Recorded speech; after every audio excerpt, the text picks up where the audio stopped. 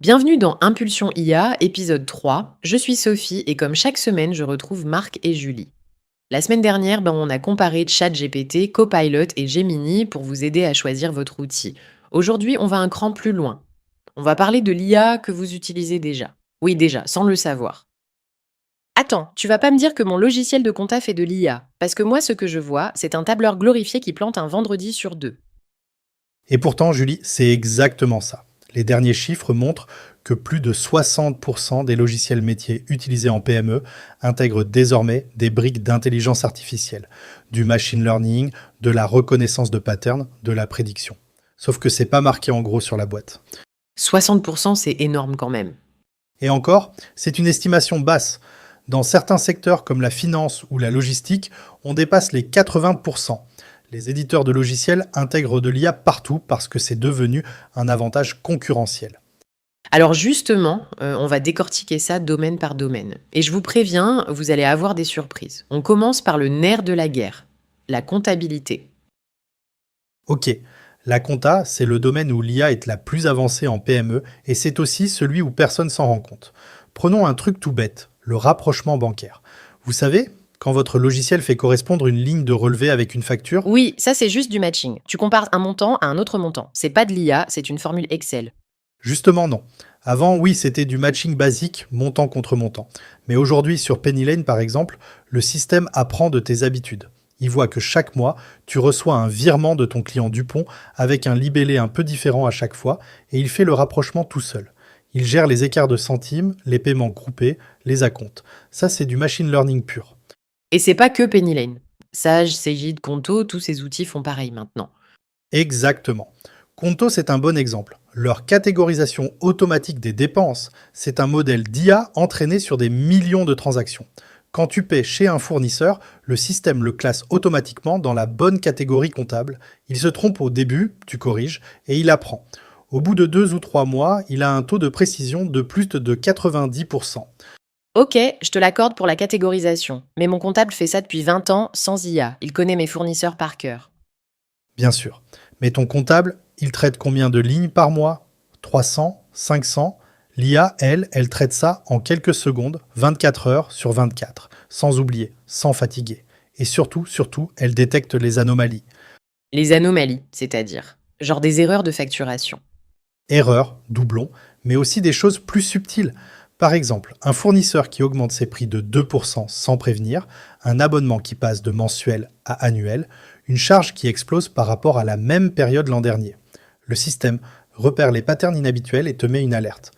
Ok, ça j'avoue, c'est utile. On a eu un fournisseur l'année dernière qui nous facturait en double sur certaines lignes. On s'en est rendu compte 3 mois après.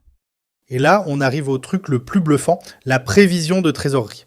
Des outils comme Agicap ou la fonctionnalité de prévision de Penny Lane analysent ton historique de flux, tes délais de paiement client, la saisonnalité de ton activité et te projettent ta trésor sur 3, 6, 12 mois.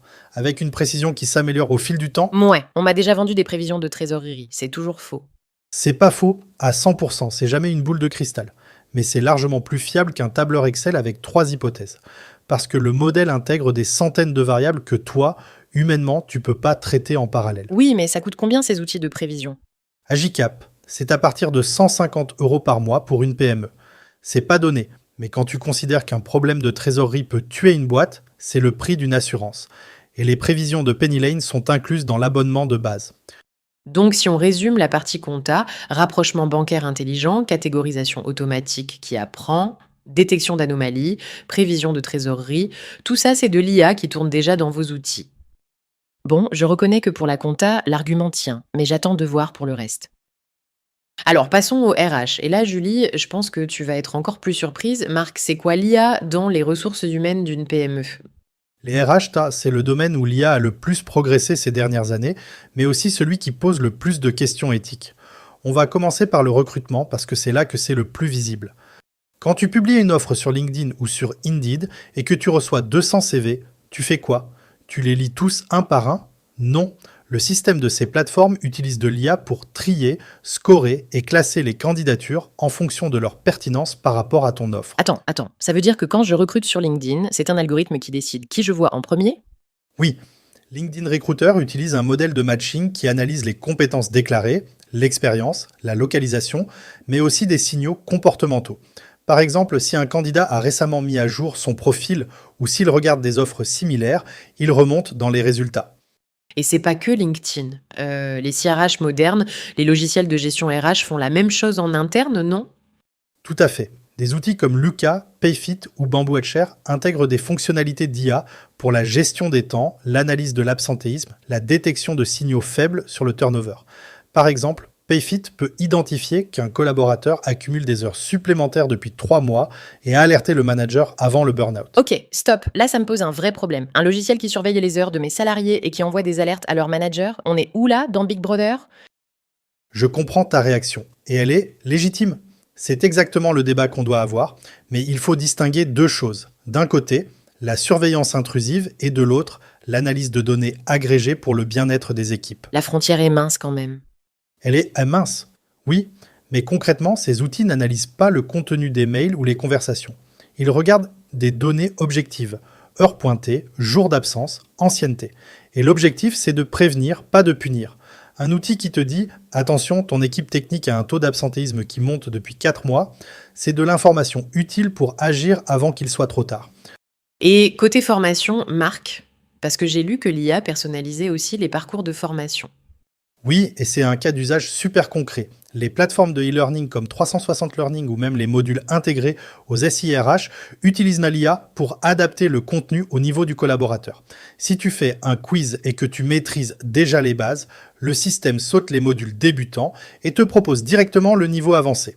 Ça évite que les gens s'ennuient et ça réduit le temps de formation de 30 à 40%. 30 à 40% de réduction, c'est considérable. Ça, je reconnais, c'est intéressant. On a dépensé une fortune en formation l'an dernier et la moitié de mes équipes ont trouvé ça trop basique. Si l'IA peut adapter le niveau, c'est pas bête. Et le plus malin, c'est que ces systèmes peuvent aussi recommander des formations en fonction de l'évolution du poste. Si ton secteur évolue vers plus de numérique, l'IA peut identifier les compétences manquantes et proposer un parcours adapté à chaque collaborateur, du sur-mesure à grande échelle. Pour résumer les RH, tri intelligent des candidatures, analyse du turnover et de l'absentéisme, parcours de formation personnalisé. Et tout ça dans des outils que beaucoup de PME utilisent déjà. Bon, je concède la compta et les RH. Mais le commercial, là, c'est autre chose. Mes commerciaux, c'est de l'humain, de la relation, du feeling. Ça, un robot peut pas le faire. Et c'est le moment parfait pour passer à notre troisième partie, le commercial. Marc, vas-y, convainc Julie. Julie, personne dit que l'IA va remplacer tes commerciaux, mais je parie que tu utilises un CRM.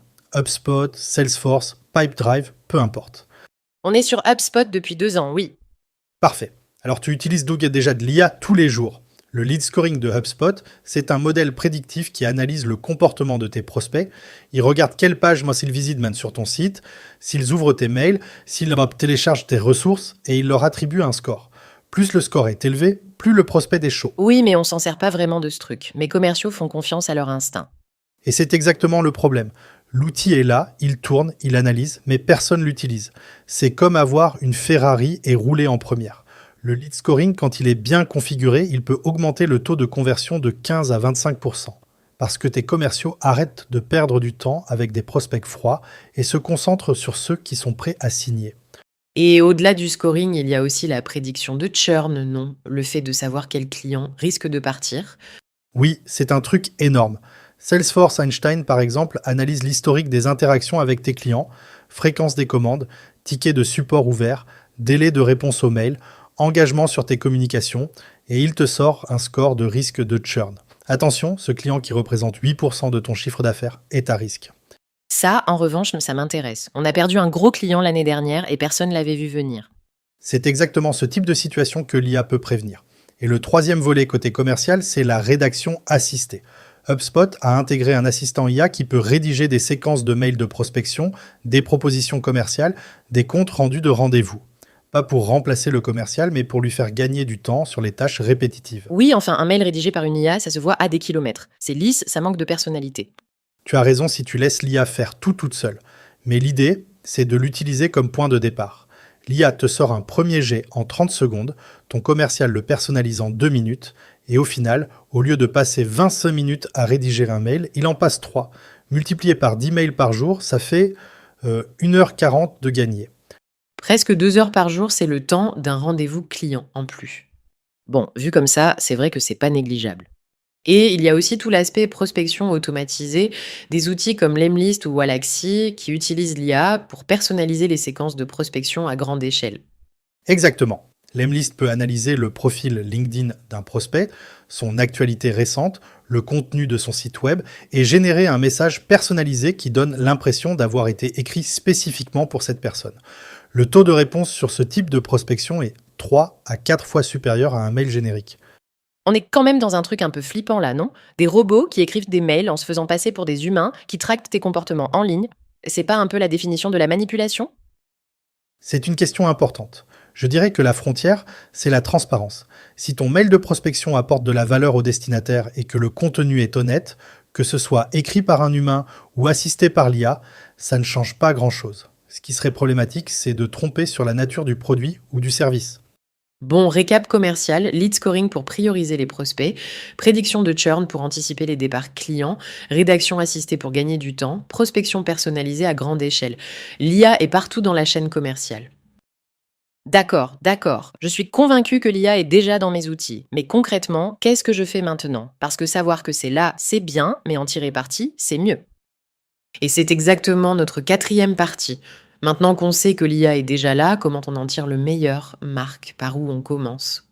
Première chose, et c'est la plus simple, allez fouiller dans les paramètres de vos outils. La plupart des fonctionnalités IA dont on a parlé existent déjà dans vos abonnements, mais elles sont souvent désactivées par défaut ou cachées dans un sous-menu. Prenez 1 heure, un café et explorez. Oui, enfin, qui a le temps de faire ça? Moi, je gère une boîte de 45 personnes, j'ai pas 1 heure à consacrer à explorer des menus. Alors, délègue. Demande à chaque responsable de service de faire l'audit de ses propres outils. Le responsable compta regarde Pennylane ou Sage, le RH regarde Payfit, le directeur commercial regarde HubSpot. Chacun fait son heure et revient avec une liste de fonctionnalités IA disponibles mais pas utilisées. Et après l'audit, on fait quoi? Deuxième étape, activer et tester. Commencez par les fonctionnalités à faible risque, la catégorisation automatique des dépenses, le lead scoring, les suggestions de formation. Des trucs où si l'IA se trompe, c'est pas grave, un humain peut corriger facilement. Ça, c'est pragmatique. On commence par ce qui peut pas casser. Exactement. Et troisième étape, former les équipes. Pas une formation de 3 jours sur l'intelligence artificielle avec des slides de 20 pages. Non, un atelier d'1 heure avec chaque équipe sur leur outil à eux. Voilà ce que fait l'IA dans votre logiciel, voilà comment l'utiliser, voilà ce que ça change pour vous. D'ailleurs, le budget et le coût réel de tout ça, c'est un sujet tellement vaste qu'on y consacre l'épisode 4 en entier. Et dernière étape, mesurer le ROI. C'est capital. Avant d'activer une fonctionnalité IA, notez vos chiffres actuels. Combien de temps pour faire un rapprochement bancaire? Combien de CV triés par heure? Quel taux de conversion commerciale? Et 6 semaines après, recomptez. C'est le seul moyen de savoir si ça vaut le coup. 6 semaines. C'est court pour mesurer un vrai impact, non? 6 semaines, c'est un premier point de contrôle. Pas un verdict final. Si tu vois déjà des gains à 6 semaines, tu continues et tu affines. Si tu vois rien, tu te poses les bonnes questions. Est-ce que l'outil est bien configuré? Est-ce que les équipes l'utilisent vraiment? Est-ce que le cas d'usage était pertinent? Et si les résultats sont pas probants, on peut toujours revenir en arrière. Bien sûr, c'est le gros avantage des fonctionnalités IA dans les logiciels existants. Tu peux tout désactiver d'un clic. C'est pas comme un projet à 100 000 euros où tu es engagé. Tu testes et si ça te convient pas, tu coupes. Et c'est important de rappeler un truc. Dans l'épisode 1, on avait parlé de commencer par identifier sa douleur. C'est pareil ici. L'IA embarquée dans vos outils, elle sert à rien si elle répond pas à un vrai problème métier. 100% d'accord. Et j'ajouterai un truc. Vérifiez votre abonnement. Beaucoup d'éditeurs proposent des fonctionnalités IA dans des tiers premium. Parfois, passer de l'offre basique à l'offre pro, c'est 50 euros de plus par mois, mais ça débloque des fonctionnalités qui peuvent faire gagner des heures chaque semaine. Évidemment, c'est toujours dans l'offre premium. Le business model classique, tu goûtes gratos et après tu paies. C'est vrai, mais c'est aussi logique. L'IA coûte cher en infrastructure. Ce qui compte, c'est de calculer est-ce que les 50 euros par mois me font gagner plus que ce qu'ils coûtent. Si ta comptable gagne 2 heures par semaine grâce à la catégorisation automatique, à 40 euros de l'heure, le calcul est vite fait. Ok, ça je peux pas contester. 320 euros de gain pour 50 de coût, le ratio est bon. Pour résumer cette partie, Audit des outils existants, activation progressive des fonctionnalités IA, formation ciblée des équipes et mesure du ROI. 4 étapes simples. Bon, on arrive à la fin de cet épisode et je voudrais qu'on fasse un grand récap. Marc, si tu devais retenir 3 choses de cet épisode, ce serait quoi? Premièrement, l'IA n'est pas que ChatGPT et compagnie. Elle est déjà dans vos logiciels métiers du quotidien, de la compta au CRM en passant par les RH. Deuxièmement, ces fonctionnalités sont souvent sous-utilisées. Les entreprises paient pour des outils dont elles n'exploitent qu'une fraction du potentiel. Et troisièmement, le premier pas, c'est pas d'acheter un nouveau truc, c'est d'auditer ce qu'on a déjà. Et Julie, toi qui étais sceptique au début, enfin, quel est ton take final? Honnêtement, je suis à moitié convaincue. Je reconnais que l'IA est dans mes outils et que je m'en servais pas consciemment. La partie compta et la prédiction de churn, ça m'a vraiment parlé. Par contre, sur les RH, je reste vigilante. L'analyse des données des salariés, c'est un terrain glissant et il faut des garde-fous solides. Et c'est une position très saine. L'enthousiasme sans esprit critique, c'est dangereux. Les meilleurs dirigeants que j'accompagne sont exactement comme toi. Ils testent, mais ils questionnent. Allez, le défi de la semaine. Et celui-là, il est concret. Cette semaine, on vous demande de faire l'audit IA de vos outils. Prenez votre logiciel de compta, votre CRM, votre outil RH, allez dans les paramètres, cherchez les mots intelligence artificielle, automatique, prédiction, suggestion. Notez tout ce que vous trouvez et activez au moins une fonctionnalité que vous n'utilisiez pas. Moi, je vais commencer par HubSpot. Le lead scoring, ça m'intrigue. Je vais en parler à mon directeur commercial dès lundi. Parfait. Et partagez vos découvertes sur les réseaux avec le hashtag ImpulsionIA. On adore lire vos retours. La semaine prochaine, épisode 4, combien ça coûte vraiment? Le budget IA d'une PME de 30 personnes. Parce que maintenant qu'on sait que l'IA est partout dans nos outils, la question c'est combien on paye vraiment pour tout ça? Et est-ce que le retour sur investissement est au rendez-vous? On va parler chiffres concrets, coûts non cachés et ROI réaliste. Ça tombe bien parce que moi, mon directeur financier, il va vouloir voir les chiffres. Combien ça coûte tout ça et est-ce que ça rapporte vraiment? Spoiler, les chiffres vont te surprendre. On décortique tout ça la semaine prochaine. Merci Marc, merci Julie, et merci à vous qui nous écoutez. Si cet épisode vous a plu, n'oubliez pas de vous abonner sur votre plateforme préférée. On se retrouve la semaine prochaine pour l'épisode 4. D'ici là, allez fouiller dans vos paramètres. Vous allez avoir des surprises. Salut tout le monde et bonne exploration. À la semaine prochaine. Et promis, je vous dis si le lead scoring marche vraiment. On compte sur toi Julie. Allez, c'était Impulsion IA, épisode 3. À très vite.